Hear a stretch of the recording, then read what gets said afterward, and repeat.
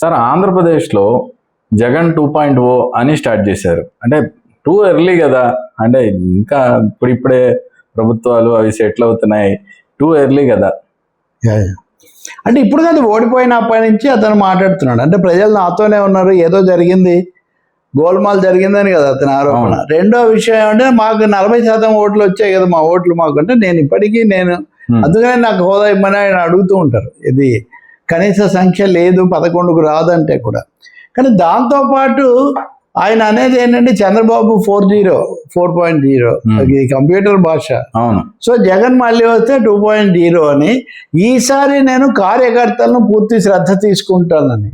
ఇది కూడా గతంలో చంద్రబాబు చెప్పిన మాటే. నేను రాష్ట్ర అభివృద్ధి ఇవన్నీ ఆలోచించుకుంటూ పార్టీని కార్యకర్తలను నిర్లక్ష్యం చేశాను. ఆయన అభిమానులు, వాడు వీరాభిమానులు, బలపరిచే మీడియా వాళ్ళు ఇదే రాస్తుంటారు. ఈసారి ప్రభుత్వం రాగానే అమరావతి పార్టీ ఆఫీస్ కూడా రెగ్యులర్ వస్తాను ఇట్లాంటివి ఆయన కూడా చెప్తుంటారు, కలుసుకుంటాను రోజు అని చెప్తుంటారు. నిజంగా ఇప్పుడు కొంచెం ఎక్కువ శ్రద్ధ తీసుకుంటున్నట్టు కూడా కనిపిస్తుంది.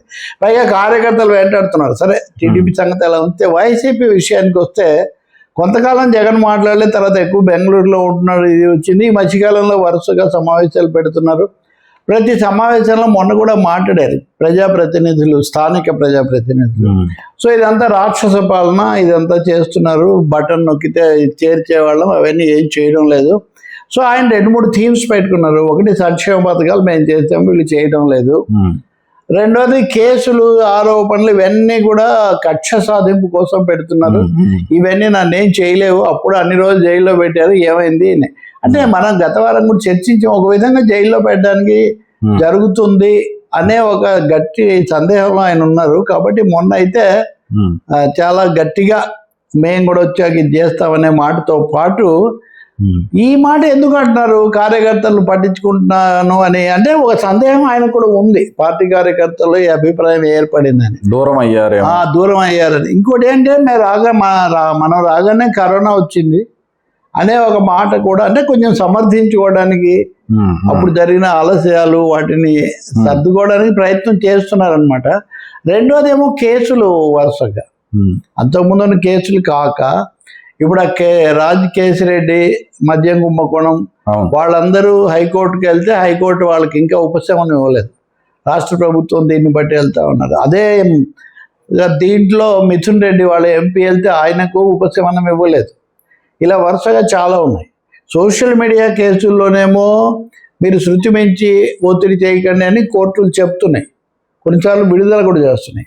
కానీ రాజకీయంగా కుంభకోణాలు, అవినీతి ఆరోపణలు ఇట్లాంటి వాటిలో మటుకు కోర్టులు ఏం పెద్దగా ఉపశమనం ఇవ్వట్లేదు. ఇప్పుడు మాజీ మంత్రి విడుదల రజనీ మరిది గోపి, అతన్ని కూడా అరెస్ట్ చేశారు. అతనికి కూడా కోర్టుకు వెళ్తే ఏం రాలేదు. ఇంకొకటి అయితే కనుక వివేకానంద రెడ్డి హత్య కేసు, అది అంతకు ముందు నుంచి కొనసాగుతుంది. అందులో జగన్ ప్రభుత్వం ఉండగా సిబిఐకి అప్పటి పోలీసులకు వ్యతిరేకంగా పెట్టిన కేసును ప్రస్తుత ప్రభుత్వం ఉపసంహరించుకుంది. సో కేసుల రంగంలో చాలా పరిణామాలు జరుగుతున్నాయి. ఇవన్నీ ఫోకస్డ్గా అటే వెళ్తున్నాయి. సాధ్యమైనంత తొందరలో జగన్ అరెస్ట్ చేస్తారేమో ఒక ప్రచారం, దానికి సిద్ధం చేస్తున్నాడా అని కూడా ఒక సందేహం కూడా కలుగుతుంది. సార్ గతంలో అయితే వాళ్ళ చెల్లి లేదంటే మదర్ ఆయన జైల్లో ఉన్నా కానీ బయట కాపు కాశారు. ఇప్పుడు ఏంటి పరిస్థితి? నీవు అన్నమాట నిజమే, వాళ్ళు అప్పుడు ఆదుకున్నారు. ఆయన అసలు ఆ పార్టీ పెరిగిందే అప్పుడు కదా. మైసూరా రెడ్డి ఉన్నాడు కదా మాజీ మంత్రి, సీనియర్. నిజానికి రాజశేఖర రెడ్డికి జగన్ కూడా వ్యతిరేకమే. కానీ హఠాత్తుగా జగన్ అరెస్ట్ చేయగానే ఆయన వైసీపీలో చేరాడు. అప్పుడు నాతో అన్నది ఏంటి, జగన్ అడిగాడు, అన్న కొంచెం పార్టీని చూడు నేను లేనప్పుడు, అంటే నేను అందుకని వచ్చాను అని చెప్పేవాడు. సో అప్పుడు కూడా జగన్ విషయం తను లేకపోతే ఎవరు చూస్తారు ఏంటి, ఇది ఒకటి ఉంటుంది. ఈ మధ్య మీరు చూశారు కదా, వరుస సమావేశాల్లో పొలిటికల్ అఫైర్స్ కమిటీ అనే దాన్ని ఏర్పాటు చేయడం, నెలకోసారి కూర్చోవాలని చెప్పడం, మళ్ళీ సజ్జల రామకృష్ణారెడ్డిని తెచ్చి అక్కడ పాత సమన్వయకర్తగా నిలబెట్టడం, ఇవన్నీ కూడా జరుగుతున్నాయి.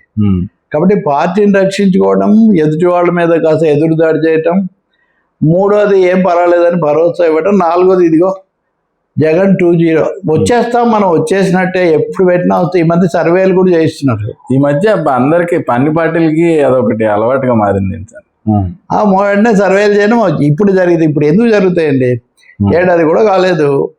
సో వచ్చే తర్వాత ఏం జరుగుతుంది అన్నది కూడా అది తొందరపాటు వ్యవహారం. వేరే విధంగా భరోసా కల్పించాలి. మూడోది ప్రజల్లోకి వెళ్తాను, కలుసుకుంటాను, సమస్యలు తెలుసుకుంటానని చెప్తున్నప్పటికీ ఎప్పటికప్పుడు అది ముందుకు పోవట్లేదు. ఉదాహరణకు సింహాచలం ఘటనలో ఆయన అక్కడికి వెళ్ళారు. ఆ మాట్లాడడము, అగ్రెసివ్ టోన్ అవన్నీ చూస్తే మామూలు ఆయన ఎప్పటిలాగా అవి ఉంటాయి. సో కావాలనే ఒక విధమైన ఒత్తిడిలోనే జగన్ ఇవన్నీ చేస్తున్నారనే అభిప్రాయం కూడా రాజకీయ వర్గాల్లో ఉంది. ఏదైనా పార్టీ వాళ్ళ మొరేల్ నిలబెట్టాలి. నిలబెట్టడం ముఖ్యమని. Right sir.